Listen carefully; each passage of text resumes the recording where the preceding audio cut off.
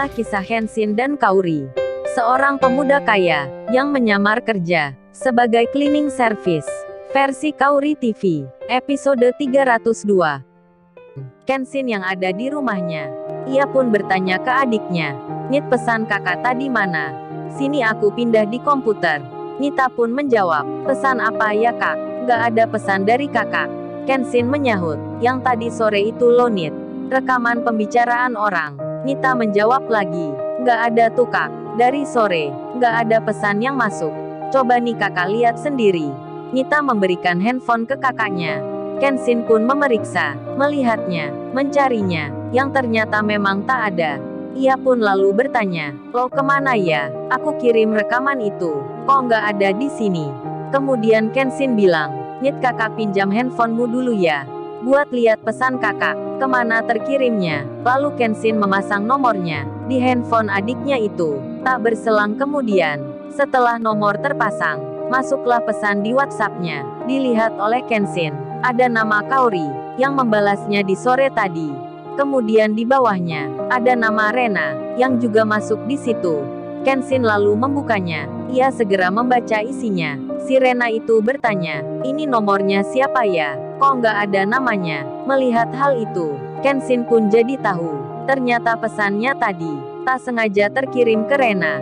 Karena dirasa penting, Kenshin segera membalasnya. Ia pun menulis, "Oh maaf nih ya, rupanya aku tadi salah kirim. Ini aku Kenshin. Ini nomorku." Tulisan itu diberi tanda tersenyum. Si Rena membacanya, langsung saja merasa senang. Sambil senyum-senyum, ia lalu menjawab, "Oh Mas Kenshin ya, nomornya ganti nih. Aku belum simpan yang ini.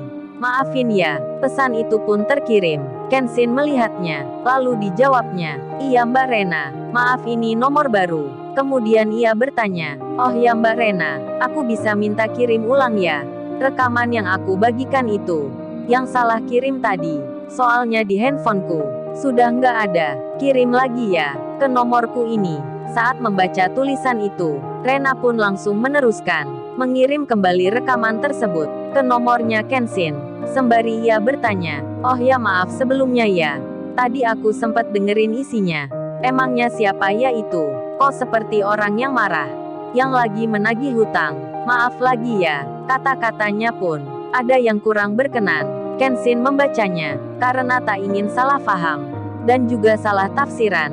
Kenshin menjelaskan, "Oh itu Mbak Rena, tadi aku merekam debt collector yang sedang mengancam orang. Mereka menagih hutang dengan kata-kata seperti yang Mbak Rena dengar." Si Rena membacanya. Ia pun membalasnya, "Oh jadi itu ya, makanya kok aneh gitu." Lalu Kenshin mengetik tulisan. Ia membalas, "Terima kasih ya Mbak Rena, udah kirim rekamannya. Aku khawatir tadi sudah dihapus. Oh ya nomorku ini mungkin gak aktif sementara, karena handphoneku nggak ada, jadi gak bisa bales lagi. Kalau Mbak Rena kirim ke WhatsApp ini pun lagi pinjem handphone adikku. Terima kasih lagi ya Mbak Rena." Si Rena pun menjawabnya, "Oh ya Mas Kenshin, sama-sama ya." Tulisannya itu pun diberi tanda senyuman, dan malam berjalan. Si Rena merasa senang, karena baru saja berkirim pesan, saling bicara, pada seorang pria yang bernama Kenshin. Beberapa jam pun terlewati. Pagi kini datang menjelang. Pak Andi yang di rumahnya kini sedang bersiap-siap. Beliau sedang makan pagi dan juga menonton televisi. Pak Andi melihat-lihat, mendengar berita-berita, dan kemudian pembawa acaranya mengabarkan tentang berita ekonomi, yang mana kini banyak perusahaan yang mengalami kebangkrutan karena tak mampu bertahan di tengah pasar yang banyak persaingan. Di berita itu, nampak juga ada karyawan yang lagi diwawancara. Mereka terlihat sedih, merenung, kecewa, bahkan ada pula yang menangis. Melihat hal itu, Pak Andi jadi teringat akan pegawainya yang di bulan-bulan kemarin diberhentikan kerja. Ternyata, selain dirinya, banyak juga perusahaan yang kini sedang bangkrut, berjatuhan di masa sekarang. Saat lagi menonton itu, Pak Andi ditanya istrinya, "Gimana ya, apa ayah jadi akan bersama pemuda kemarin melamar kerja ke perusahaan?" Pak Andi menjawab, "Iya jadi Ma, kan kata Mama ikut saja. Lagian gak ada salahnya, ayah juga gak ada kerjaan. dan Pak Andi menunggu di ruang tamu itu. Kenshin sendiri, sebelum berangkat, terlebih dulu, ia bercerita ke ayahnya tentang masalah seorang pengusaha yang kini jadi bangkrut, menjadi miskin, kesulitan ekonomi, dikejar debt kolektor pula. Kenshin bercerita panjang lebar ke ayahnya, termasuk nama perusahaannya, dan Kenshin pun tak lupa memutarkan rekaman dari debt kolektor yang lagi marah-marah, menagih hutang. Ayahnya pun berkata, "Oh, jadi perusahaan itu ya, yang sempat masuk di berita beberapa minggu kemarin, ternyata milik orang yang kamu sebutkan. Padahal itu ayah sudah punya rencana di bulan kemarin. Ayah mau beli semua sahamnya, tapi karena ada proyek besar dari London, ayah nggak jadi." Kemudian Kenshin bicara, "Ini ya Pak Andi ini, orangnya kan baik." Kenshin mau mengajaknya kerja. Kasian ya kan Pak Andi sudah berpengalaman. Lagian perusahaan saat ini lagi butuh orang. Ayahnya pun bicara, "Oh ya Ken, entar ayah mau ketemu Pak Andi itu. Ayah mau tanya-tanya, entar kamu ajak orangnya ke perusahaan ayah. Dan untuk masalah debt kolektor itu, kamu hubungi aja pengacara ayah. Atau hubungi Bang Hotman. Kasih rekaman ini, minta urus sama mereka. Hal ini sudah biasa terjadi. Bang Hotman itu pun sudah biasa menangani. Dan untuk masalah pekerjaan, entar kamu Ken ke tempatnya Rena dulu. Kasihkan job proyek yang akan dikerjakan.